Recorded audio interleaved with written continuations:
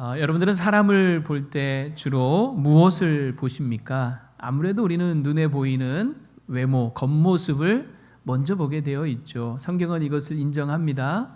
사무엘상 16장 7절 보면 사람은 뭘 봐요? 외모를 보거니와. 솔직히 우리가 부인할 수 없는 사실이죠. 그래서 사람을 볼 때 나이는 어떤지, 또 사회적인 신분이나 직업은 뭔지, 재력은 얼마나 되는지, 출신이나 지역은 어딘지, 이런 것들 따지게 되어 있죠. 우리가 그것을 무시하면서 살 수는 없는 것 같아요. 그러나 그럼에도 불구하고 우리는 하나님을 믿는 백성으로서 하나님 앞에서 우리가 또 늘 중요하게 생각해야 되는 것이 있죠. 그게 뭡니까? 하나님이 보시는 중심, 내면. 하나님은 뭘 보세요? 중심을 보시느니라. 그래서 우리는 사람을 겉모습만 보고 판단하는 것은 참 큰 실수이자 잘못이죠. 그리고 또 우리 스스로도 그저 겉모습으로만 남에게 잘 보이려고 하는 것, 그것은 위선이자 또 어리석은 일이죠. 정말 중요한 것은 우리 내면을 잘 가꾸고 우리 내면을 좋은 것들로 가득 채워야 하겠습니다. 오늘 본문을 보면 바울이 1차 전도 여행 중에 루스드라라고 하는 곳에서 복음을 전하다가 한 사람을 만나죠. 근데 이 사람은 어떤 사람이었느냐? 우리 8절 다시 보시면 루스드라에 발을 쓰지 못하는 한 사람이 나옵니다. 그런데 이 사람은 한 사람이 앉아 있는데 나면서 걷지 못하게 되어서 걸어본 적이 없는 자다라고 되어 있어요. 그러니까 이 사람은 겉모습만 보면 어떤 사람이에요? 선천적인 장애를 가진 그런 사람이었습니다. 요즘은 그래도 우리 장애인 인권이 많이 신장되고 사회적인 인식이나 배려도 정말 많이 좋아졌죠. 하지만 실제적으로 장애를 가지고 사는 분들은 여전히 많은 어려움과 불편함을 감내하면서 또 살아야 되는 것이 또 오늘의 현실 아니겠습니까? 근데 지금도 그런데 한번 생각해 보세요. 2000년 전 그 소아시아 땅에서 장애인으로 살아간다라고 하는 것은 지금과는 또 상상도 할 수 없는 많은 그런 어려움과 고통을 겪어야 했을 겁니다. 사람들은 그를 바라볼 때 어떻게 봤을까요? 절대로 좋게 보지 않았겠죠. 그의 외적인 모습만을 보고 무시하거나 곱지 않은 시선으로 그렇게 차별하면서 보았을 것입니다. 그러니까 그는 정말 겉으로 보면 정말 불쌍한 사람이고 또 불행한 사람이었어요. 사람들은 그 사람을 결코 주목하지 않았습니다. 별 볼 일 없는 그런 사람에 불과했던 거죠. 그런데 이 사람을 오늘 주목하는 사람이 있었으니 그가 바로 누굽니까? 바로 바울이었죠. 바울이 말씀을 전하다가 이 사람을 주목하기 시작을 합니다. 근데 바울이 주목한 것은 이 사람의 겉모습이 아니었어요. 그가 사회적인 위치가 어떠한지, 재산은, 권력은 어떠한지, 그가 교양이 있는지, 학식이 어느 정도인지 이런 거 따지지 않은 거죠. 만약에 바울이 이런 걸 따졌다면 바울 역시 이 사람을 결코 주목하지 않았을 겁니다. 하지만 바울이 주목한 것이 있어요. 그것은 바로 뭐냐면 그의 내면에 있는 믿음을 주목한 거예요. 그 내면에 보니까 구원받을 만한 믿음이 있는 것을 본 겁니다. 여러분 9절 한번 다시 볼게요. 다 같이 한번 읽어볼까요? 시작.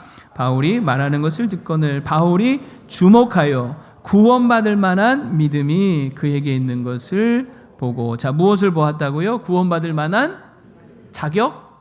아니죠. 구원받을 만한 재산? 아니죠. 구원받을 만한 신분? 아니죠. 구원받을 만한 외모? 1, 2부 때는 아니죠. 딱 나오던데. 구원받을 만한 외모? 아니죠. 구원받을 만한 재산? 아니죠. 구원받을 만한 권력? 구원받을 만한 행위? 아니죠. 그럼 바울이 본 것은 뭐예요? 구원받을 만한 믿음을 받다는 것입니다. 그러니까 그런 거예요. 이 앞에서 얘기했던 재산, 권력, 자격, 신분, 외모, 행위 이런 것이 없어도 구원받을 만한 믿음만 있으면 충분한 겁니다. 구원은 믿음만 있으면 충분한 거예요. 구원받을 만한 믿음이 우리를 구원할 줄로 믿습니다. 근데 이 사람에게 이 구원받을 만한 믿음이 있다는 것을 본 거예요. 놀라운 거죠. 자, 여기서 우리는 오늘 본문 속에서 몇 가지 질문을 한번 해볼 수 있을 것 같아요. 제가 한번 3가지로 질문을 해보려고 합니다. 첫 번째는 뭐냐면 바울은 어떻게 무엇을 보고 이 사람에게 구원받을 믿음이 있는지를 알았을까? 구원받을 만한 믿음이 있는지 어떻게 알았을까? 여러분 한번 여쭤볼까요? 믿음이 보입니까? 옆 사람 한번 보세요. 믿음이 보이세요? 믿음이 보입니까? 솔직히 지금 보인다 하면 좀 이상하겠죠? 그런데요, 바울은 분명히 설교하는 중에 이 사람에게서 구원받을 믿음이 있는 것을 뭐 했다? 보고, 9절 끝에 보면 보고라는 말이 분명히 기록되어 있어요. 봤다는 거예요. 이 말은 뭐 눈으로 확인했다는 게 아니라 알아챘다는 거죠. 아, 이 사람에게 구원받을 만한 믿음이 있구나 하는 것을 바울이 설교하다가 알아챘다는 거예요. 저는 이 말씀이 충분히 이해가 되는 게, 저도 이 강단에서 수없이 많이 설교를 하지만 우리 성도님들을 보면 보입니다. 보여요. 여러분이 믿음이 있는가 없는가 보입니다. 믿음이 어느 정도인가도 잘 보면 보입니다. 믿음이 지금 잘하고 있는가 하는 것도 이렇게 보면 보여요. 알아챌 수가 있어요. 갑자기 막 좀 신경이 쓰이시죠? 아, 도대체 뭘 보고요? 라고 이렇게 얘기하실 수 있을 텐데, 말씀을 듣는 태도, 자세, 반응, 눈빛을 보면 알 수가 있어요. 말씀을 이게 받아들이는, 믿음으로 반응하는 사람은요, 벌써 말씀을 듣는 태도가 달라요. 자세가 달라요. 눈빛이 달라요. 반응하는 게 다릅니다. 아, 저분은 지금 말씀을 믿음으로 받아들이고 있구나. 아, 말씀을 들으면서 믿음이 저 안에서 일어나고 있구나. 아, 말씀을 이미 지금 순종하고 있구나 하는 것을 볼 수가 있어요. 사실 여러분, 순종이라고 하는 것은 말씀을 듣고 나서 나중에 기억해서 순종하는 일은 거의 없어요. 나중 가면요, 오늘 내가 무슨 말씀 들었는지도 다 까먹어요. 진짜 순종은 언제 일어나는지 아십니까? 말씀을 듣는 순간에 같이 일어나는 거예요. 저 말씀을 들으면서 아, 내가 저 말씀대로 살아야지 하는 그 믿음의 반응과 함께 이미 순종은 시작되는 거지, 여기서는 그런 반응도 없다가 나중에 하루 지나고 이틀 지나고 말씀대로 살아봐야지 이미 기억조차 나지 않는 거예요. 근데 여러분, 놀라운 것은 뭐냐면, 그렇게 말씀을 들으면서 믿음으로 반응하는 사람들은요, 보면 딱 눈에 띄게 돼 있어요. 예전에 한번 말씀드린 기억이 납니다만은, 제가 본부교회 담임을 할 때 항상 고개를 끄덕하면서 말씀을 듣는 분이 계셨어요. 그래서 제가 그분 별명을 끄덕이 집사님이라고 붙여드렸어요. 졸면서 끄덕끄덕 하는 게 아니라 정말 막 말씀이 전해지면 막 스펀지가 물을 빨아들이듯이 그 말씀을 끄덕끄덕, 맞습니다, 옳습니다, 다 제 말씀입니다, 아멘입니다 하면서 끄덕끄덕 하면서 그 말씀을 이렇게 빨아들이는 거예요. 그러니까 정말 많은 성도들이 있었지만 그분은 눈에 금방 확 띄더라는 거죠. 오늘 여러분, 사도 바울이 설교할 때도 사실 이 사람만 있었느냐? 아니에요. 많은 사람들이 같이 있었어요. 그런데 그 사람들은, 어떤 사람은 그저 유대인이 와서 뭔가를 전한다니까 단순한 호기심에 그저 건성건성 들었을 거예요. 어떤 사람은 의심의 눈초리로 들었을 거예요. 어떤 사람은 팔짱 끼고 비웃으면서 들었을 거예요. 어떤 사람은 들으면서도 무슨 말인지 못 알아들으면서 들었을 거예요. 그러니 분명히 같은 자리에서 말씀을 들어도 다 구원받을 만한 믿음이 생기지는 않았더라 하는 거죠. 그러나 이 사람은 달랐어요. 말씀을 듣는데 얼마나 집중해서 쏙쏙쏙 빨아들이는지 바울이 설교하다 보니까 눈에 띌 정도였던 거죠. 그래서 그를 주목하는 거예요. 주목해서 봤더니 그 사람 안에 구원받을 만한 믿음이 있는 것을 본 거예요. 그래서 설교를 하다 말고 큰 소리로 내 발로 일어나라 하면서 선포하고, 그러자 그는 정말 자리에서 벌떡 일어나 고침을 받는 거예요. 정말 많은 사람들이 있었지만 기적의 유일한 수혜자가 된 겁니다. 저도 사실 이런 경험이 좀 있어요. 때는 바야흐로 약 30년 전 1995년입니다.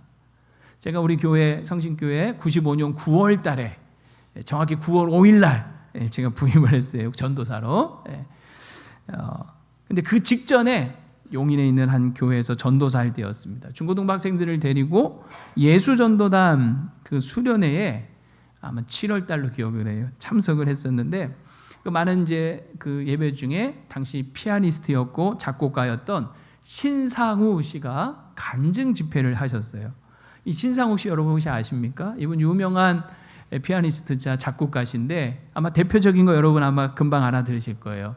나를 지으신 이가 하나님, 나를 부르신 이가 하나님. 너무나 우리 은혜스러운 하나님의 은혜라는 이 곡을 작곡하셨고, 왕이신 나의 하나님, 이 곡도 찬양 작곡하셨고요. 내가 너를 축복하노라, 이것도 이렇게 작곡을 하신 분이에요. 송정미 씨하고 또 박정호 씨하고 이렇게 한때 우리 CCM 기독교 음악을 이끌어 가셨던 그런 참 굉장히 귀한 분이신데, 저는 정말 많이 은혜를 받으면서 학생들과 함께 섞여서 간증을 듣는데, 아이들은 좀 지루했나 봐요. 집중력이 떨어지면서 점점 흐트러지고 장난치고 막 떠드는 거예요. 제가 봐도 너무너무 산만해 보였어요. 근데 저는 허리 딱 꼿꼿이 세우고 한시도 눈을 떼지 않고 고개를 끄덕끄덕 하면서 그분 간증을 다 이렇게 집중해서 들었어요. 근데 이제 간증이 끝나고 이분이 저를 찾아오더라고요. 저한테 오시는 거예요. 그래서 어디서 왔냐, 누구냐, 정말 고맙다. 집회 내내 아이들이 산만해서 너무 힘들었는데 선생님이 너무 집중해서 들어주셔서 제가 선생님 한 분만 보고 간증을 했노라고. 그 얘기를 듣는데 되게 기분이 좋더라고요. 사실 저도 이 심정 충분히 알거든요. 이 목회자들이 설교단에 서보면요, 다 반응은 다 똑같지 않잖아요. 그런데 정말 어느 한두 분이 이렇게 열심히 들어주고 집중해주고 고개 끄덕이면서 아멘 아멘 해주면 사실 그거 보면서 열심히 또 설교하게 되는 거 아니겠습니까? 근데 아무튼 이분이 그날 너무 고마웠던지 그 당시 자기 그 피아노 앨범, 그때는 카세트 테이프였어요. 거기에 자기 사인을 탁 해서 저를 줬어요. 그게 어디 있는지는 모르겠어요. 지금 아쉬워. 그거 지금부터 약 30년 전 일인데도 이 말씀을 준비하다가 그때가 생각이 나더라고요.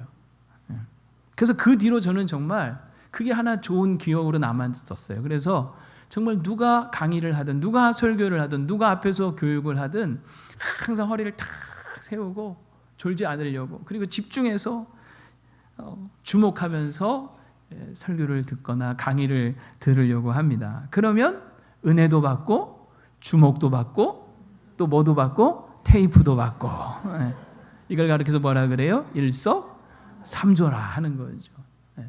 오늘 여러분들이 하나님 말씀 앞에 어떤 태도와 자세와 반응과 눈빛으로 여러분 말씀 앞에 서 있는지를 한번 여러분 스스로 돌아보셨으면 좋겠습니다.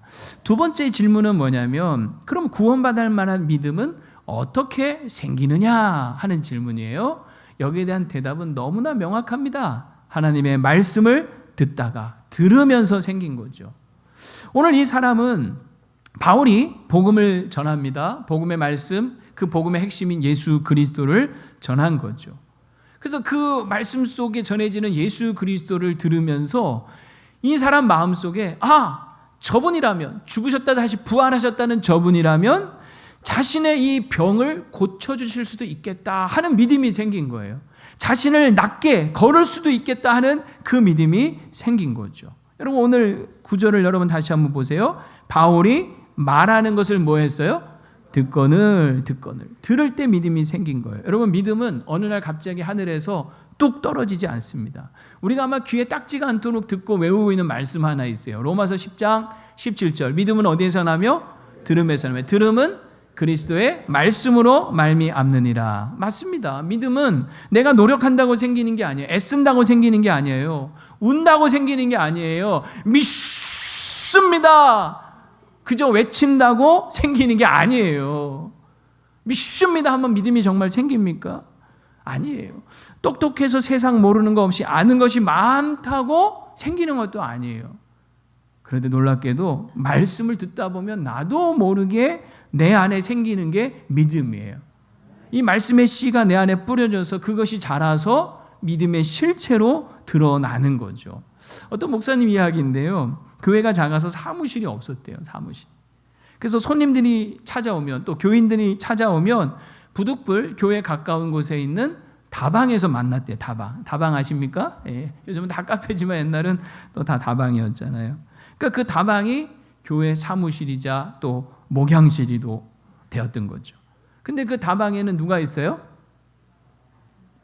레지 마담이라고 하죠. 이 다방 마담이 계셨는데 이분은 20년 동안 그 다방에서 일하신 아주 고참 그런 마담이 계셨대요. 한 번도 교회라는 데를 가본 적이 없는 그런 분이셨대요. 그런데 어느 날 이 목사님이 설교하려고 강단에 섰는데 저 뒷자리에 그 다방 마담이 앉아 계시더라는 거예요.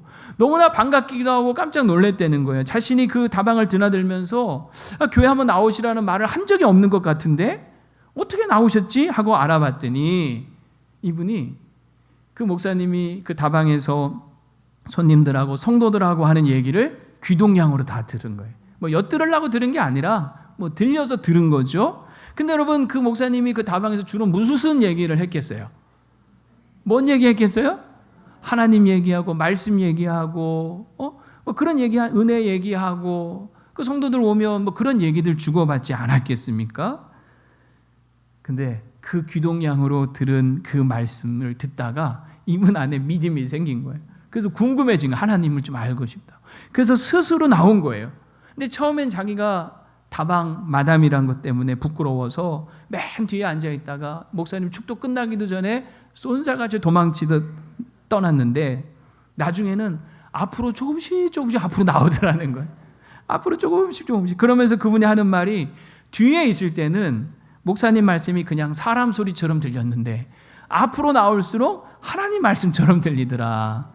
그런 얘기를 하시더라는 거예요. 저 뒤에 계신 분들 좀 부담스러우시겠는데 사실 뭐 뒤에 앉았든 앞에 앉았든 다 하나님 말씀으로 들을 수 있는 거죠. 그러나 이건 무슨 걸 반증하는 거냐면 이분이 말씀을 들으면서 점점 뭐가 생기고 있는 거예요? 믿음이 생기는 거죠. 그죠? 설교가 사람의 말인 줄 알았는데 듣다 보니 이거 하나님 말씀이구나. 그러면서 사모하면서 점점 누가 시키지도 않았는데 앞으로 나와서 나중에는 정말 맨 앞자리에 앉아서 은혜 받더니 막 열심히 교회 봉사하고 나중에 그 교회 집사까지 되었다 하는 그런 이야기예요. 여러분 귀동냥으로 들어도 말씀을 듣다 보니 뭐가 생겼다? 믿음이 생기고 잘하더라 하는 거죠. 제가 이 얘기를 들으면서 떠오른 사자성어가 있는데 낮새 밤쥐. 이 사자성어 무슨 뜻입니까? 낮말은 새가 듣고 밤말은 쥐가 듣고. 그래 우리가 무심코 하는 이 말들을 다 사람들은 듣는 거죠. 우리 자녀들이 엄마 아빠가 하는 말들 지나다니면서 다 듣는 거예요. 귀동냥 하는 거죠. 그런데 그때 여러분들 무슨 말씀을 해야 되겠어요? 늘 하나님 자랑, 하나님 얘기, 은혜 받은 얘기, 말씀 얘기. 여러분 자녀들이요 그런 말씀들을 그냥 지나다니면서 들어도 그 듣는 말씀들이 이 자녀들의 믿음이 세워지고 성장하게 하는 양분이 될 줄로 믿습니다. 그래 하나님 살아계시지, 하나님 믿어야지. 우리 엄마 아빠가 저렇게 믿는 하나님 나도 믿어야지. 하나님 없이 살 수 없지 하는 그런 믿음이 막 생기는 거죠. 그래서 정말 우리 그리스도인들은 입을 열면 늘 하나님 얘기, 말씀 얘기, 은혜 받은 얘기 언제 어디서나 교회에서든 가정에서든 카페에서든 저 밖에서든 지하철을 타고 다니면서도 항상 이 하나님의 말씀, 이 말씀 가운데 거하시고 말씀을 읽고 듣고 나누는 우리 모두가 되시기를 축원합니다. 하나님의 말씀은 분명히 살아있고 운동력이 있습니다. 말씀은 죽은 게 아니에요. 그저 글자, 활자가 아니에요. 말씀은 지식이 아닙니다. 정보가 아닙니다. 말씀은 하나님의 능력 그 자체인 줄로 믿습니다. 이 말씀 안에 하나님의 생명이 있는 거예요. 그 생명의 말씀이 내 안에 들어오면 그래서 그 생명의 역사가 일어나는 거죠. 죽어가는 시들어가는 내 영과 혼과 관절과 골수를 찔러 쪼개면서 우리를 살려내는 거예요. 말씀은 빛이기에 어둠을 몰아내고 우리 안에는 슬픔과 불안과 두려움과 근심과 염려를 다 몰아낼 줄로 믿습니다. 그 말씀이 우리를 교훈하고 책망하고 바르게 하고 의로 교육해서 하나님의 사람으로 온전하게 만들어주는 거죠. 인생의 답과 지혜를 얻게 하는 거예요. 이게 하나님의 말씀입니다. 이 말씀을 사모하고 기도하며 듣는 여러분 되기를 축복합니다. 아마 이렇게 얘기하면 어떤 분이 그럴지도 모르겠어요. 그러니 목사님이 좀 들을 수 있게 잘하시오. 항상 이 부분이 참 부담스럽죠. 맞습니다. 말씀을 잘 들으실 수 있도록 전하는 자도 잘 전해야 하겠죠. 그리고 또 보면 전하는 자가 누구인가 하는 것도 참 중요한 것 같아요. 전하는 자가 마음에 안 들면 전하는 말씀까지도 안 들릴 수 있기 때문이죠. 그래서 저는 참 이런 부분에 여러분이 말씀의 은혜를 못 받으면 목회자로 설교자로 참 죄송해요. 목사가 부족하고 허물이 많아서 여러분들이 은혜 못 받는 거 그건 다 내 책임이다, 내 책임이다 하는 그런 생각이 들어요. 근데 이제 며칠 전에 이런 문제로 원로 목사님께 좀 말씀을 드렸더니 목사님이 그러시더라고요. 목사님, 그거 교만한 겁니다. 목사님이 설교 잘해서 은혜 받는 거 아닙니다. 은혜는 하나님이 주시는 겁니다. 그래서 본인 말씀하시더라고요. 어떤 날 내가 죽 썼다고 생각하는 날에도 은혜 받았다고 연락 오는 분 있고, 어떤 날은 내가 정말 잘했다고 생각하는 날에도 은혜 받지 못하는 사람은 꼭 있더라. 그런 말씀으로 저를 위로도 해주시고 조언을 해주셨어요. 그래서 정말 하나님께서 이 부족한 종을 통해서라도 하나님이 긍휼히 여기셔서 우리 모든 성도들에게 은혜 베풀어 주시기를 바라고 기도할 뿐입니다. 그리고 여러분도 한편으로 말씀을 들을 수 있는 귀를 달라고 기도하십시오. 예수님이 설교하시면서 이런 말씀하셨어요. 마가복음 4장 23절, 들을 귀 있는 자는 들어라. 이 말씀은 예수님이 말씀해도 다 듣는 건 아니더라 하는 거죠. 예수님의 말씀에도 들을 귀 있는 자가 듣는 거예요. 들을 귀 있는 자, 들을 마음이 있는 자, 들을 수 있는 지혜가 있는 자만 듣더라. 같은 자리에 앉아 있다고 해서 다 듣는 게 아니에요. 들었다고 해서 또 들은 게 아니에요.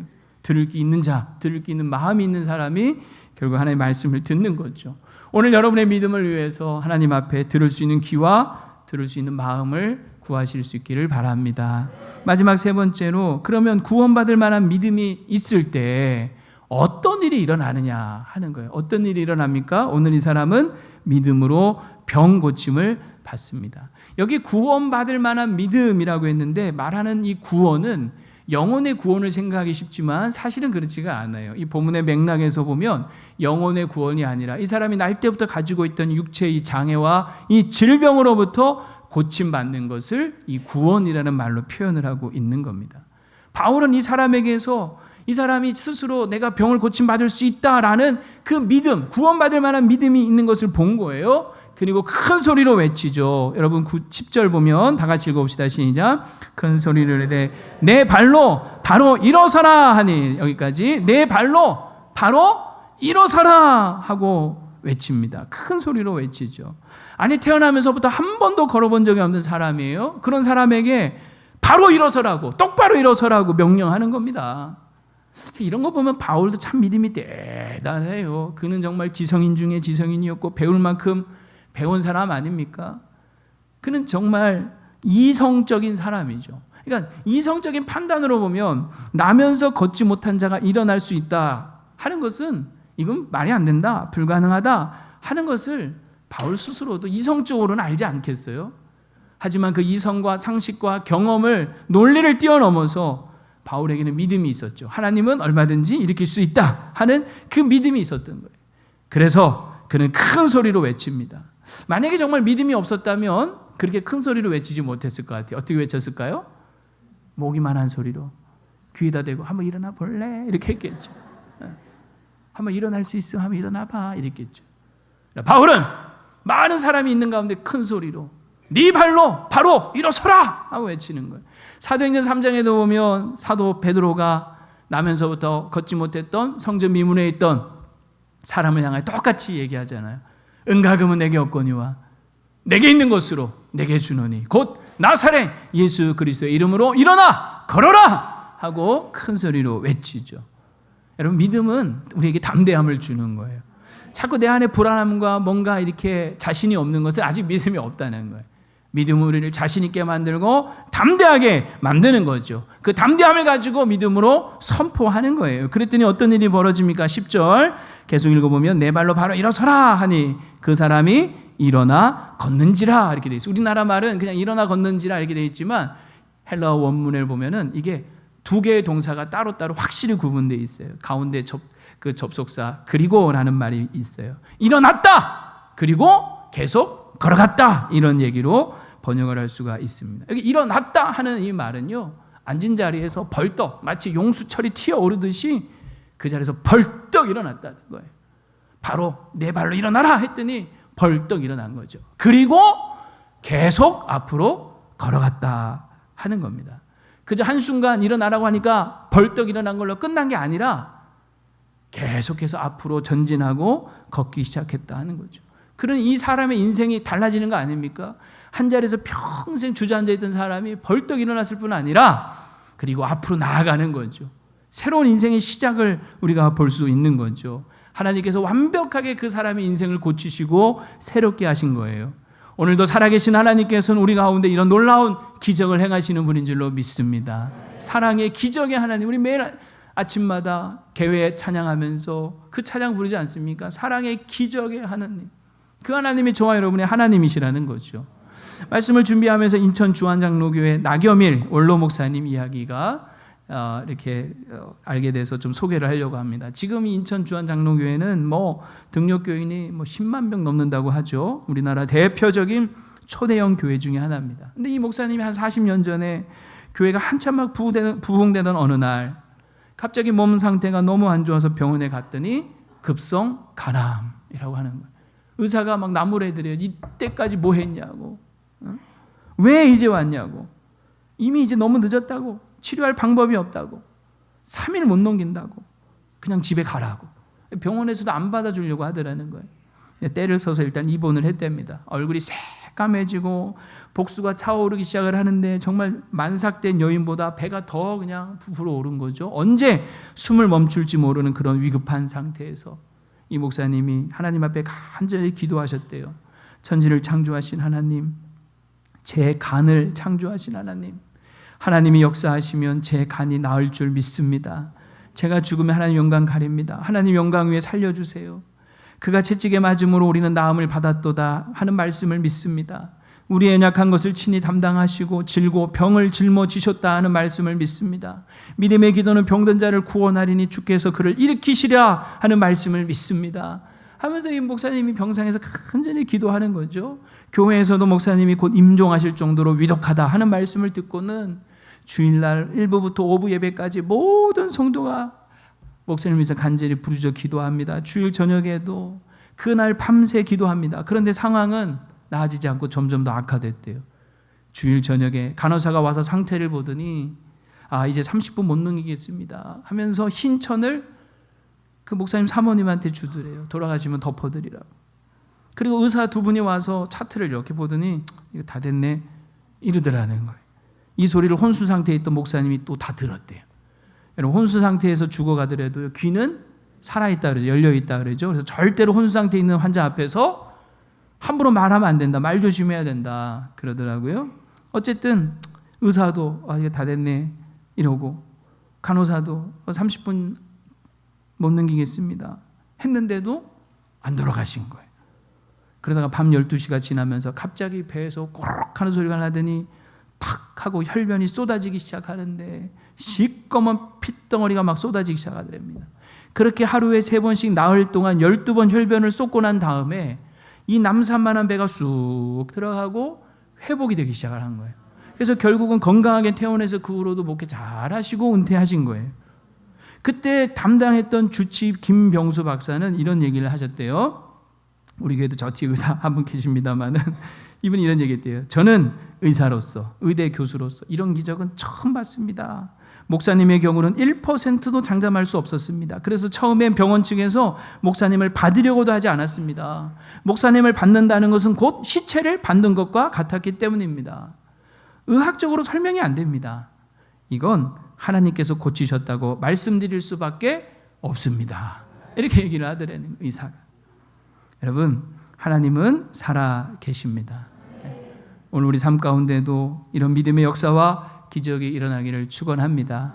물론 이런 얘기를 들으면 한편으로 그럼 왜 나는요? 이렇게 또 반문하시는 분이 있을 거예요. 왜 나는 이렇게 오래 기도해도 왜 나는 안 갖춰주세요? 하는 이런 또 마음이 드실 수도 있어요. 그렇습니다. 하나님은 모든 경우에 동일하게 똑같이 막 이런 극적인 일들로 응답하시는 것은 아니죠. 각 사람에 따라 때와 방법이 다르고 또 다 어떤 이유와 목적이 다 달라요. 그래서 이 어떤 하나의 사례로 보편적인 하나님의 역사를 우리가 다 말할 수는 없어요. 분명한 것은 하나님은 지금도 살아계시고 우리의 기도를 들으시고 또 하나님은 그 능력이 무한하셔서 얼마든지 우리의 삶 속에 놀라운 일들을 행하실 수 있는 분이라는 사실을 믿고 어떤 어려움과 절망적인 상황 속에서도 소망을 잃지 말고 인내하며 의심하지 말고 낙심하지 말고 끝까지 믿음으로 하나님을 붙잡을 수 있기를 축복합니다. 믿음은 능력입니다. 믿음은 불가능을 가능하게 합니다. 안 되는 것을 되게 합니다. 믿음은 없는 것을 있게 합니다. 믿음은 죽은 자도 살려냅니다. 무엇보다 믿음은 고난을 이기게 하는 능력, 고난 중에도 소망을 잃지 않게 하는 능력인 줄로 믿습니다. 이것이 믿음의 능력이고 역사인 거죠. 이 믿음의 능력과 역사가 우리의 삶 가운데, 우리 교회 가운데 가득 나타나기를 간절히 축원합니다. 이제 말씀을 마치려고 합니다. 여러분, 이 사람이 걸을 수 없다는 것은 누가 가장 잘 알았을까요? 누가 가장 잘 알았을까요? 자기 자신이죠. 왜냐하면 지금까지 태어나서 한 번도 걸어본 적이 없는 거예요. 이게 그가 지나온 과거의 삶이었어요. 그의 과거였어요. 그런데 그는 말씀을 들으면서 지나온 과거가 아니라 말씀을 들으면서 나도 걸을 수 있겠다, 나도 고침받을 수 있겠다 하는 믿음이 생긴 거예요. 바울이 전하는 복음의 말씀 속에서 이 바울이 전하는 그 예수님이라면 자신의 이 지긋지긋한 과거를 끊어줄 수 있겠다 믿은 겁니다. 그 믿음이 말씀을 들을 때 그의 눈빛으로, 태도로, 자세로, 반응으로 나타난 거죠. 바울은 그것을 주목한 거예요. 이 사람 안에 구원받을 만한 믿음이 있네? 그리고 선포한 겁니다. 내 발로 일어나 걸어라. 그리고 그는 주저없이 마치 용수철이 튀어오르듯이 벌떡 일어났고 그것으로 끝이 아니라 계속해서 걷기 시작했더라 하는 거죠. 만약 이 사람이 이런 믿음이 없었다면 바울이 네 발로 일어서라 라고 하면 지금 장난하십니까? 지금 사람 갖고 노십니까? 아마 따졌을 거예요. 나는 태어나서 한 번도 걸어본 적이 없는 사람입니다. 이러면서 그는 아마 바울과 싸우려고 했겠죠. 하지만 그는 자신의 그 과거에 매이지 않습니다. 자신의 지나온 세월들 다 잊어버리고 벌떡 일어선 거예요.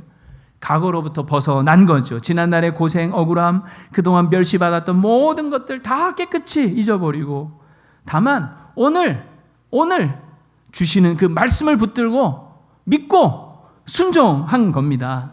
그리고 앞으로 나아간 거죠.